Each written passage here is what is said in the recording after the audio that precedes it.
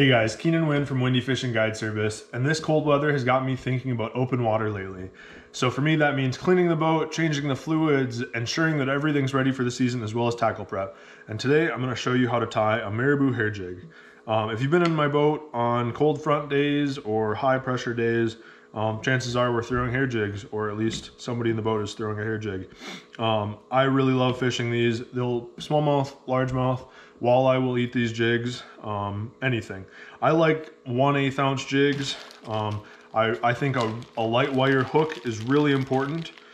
These jigs are from Daryl Lego at Lego Bros Outdoors.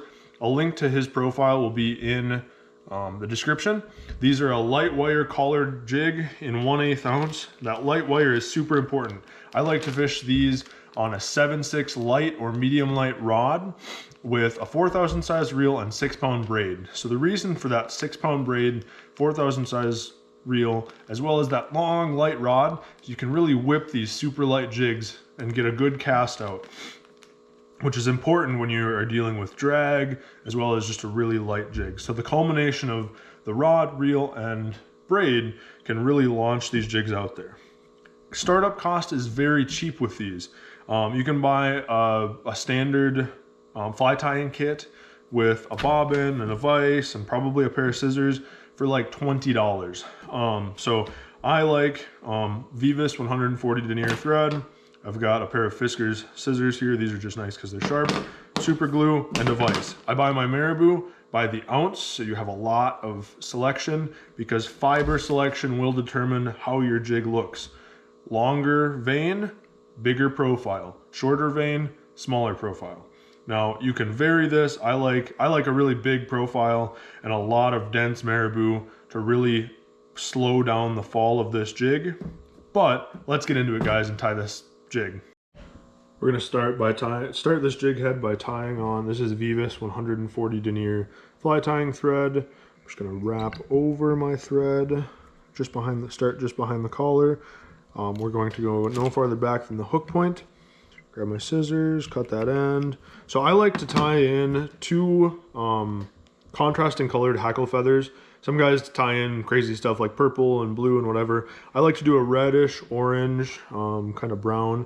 And if done right, these two little hackle feathers can contrast and kind of look like fluttering crawfish arms. So I like to think about where my Marabou is going to stop. So my Marabou is going to go 1 or 2 inches behind the jig, and my hackle, I want my hackle just slightly longer than that. Just two little thin, wispy.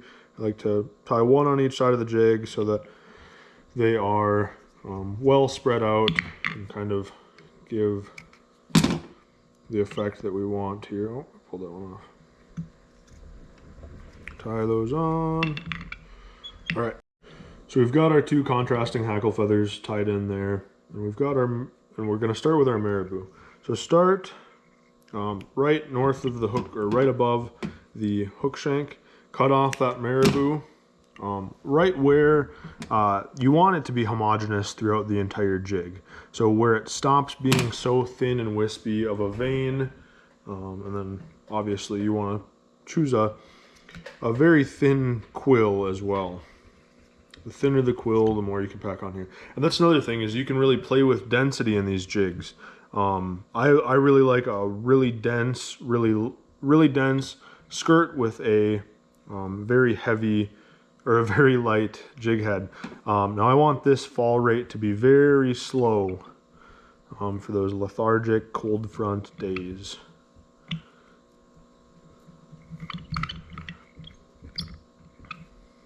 So I'm getting to the head of the Marabou here, and I'm going to start, and I'm going to wind over that Marabou, and then the same thing for the next Marabou. I'm going to cut off where that quill is thick and where the Marabou is different, and then wind over the base of the quill, wind ahead with my thread, and proceed to wrap.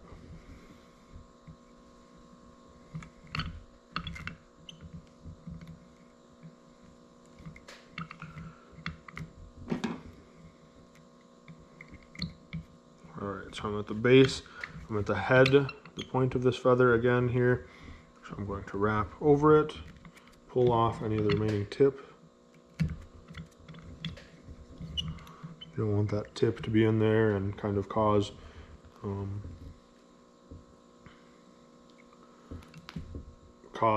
you know, a gap in your jig.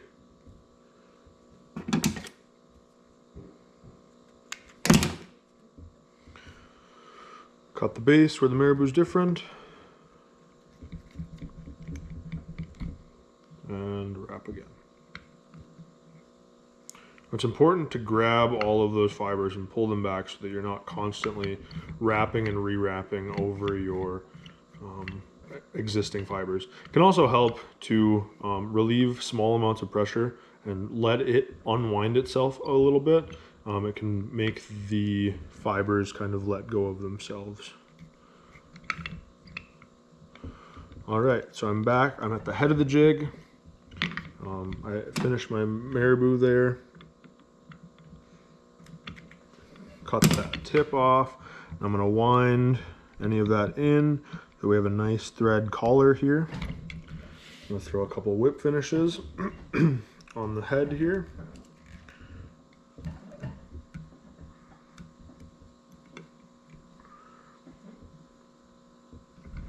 And there we go. That is a finished Marabou jig. We've got a nice big profile there. You've got a nice big profile, your two accent feathers off the back for, you know, added fish catching ability. And there we are. A Marabou jig head.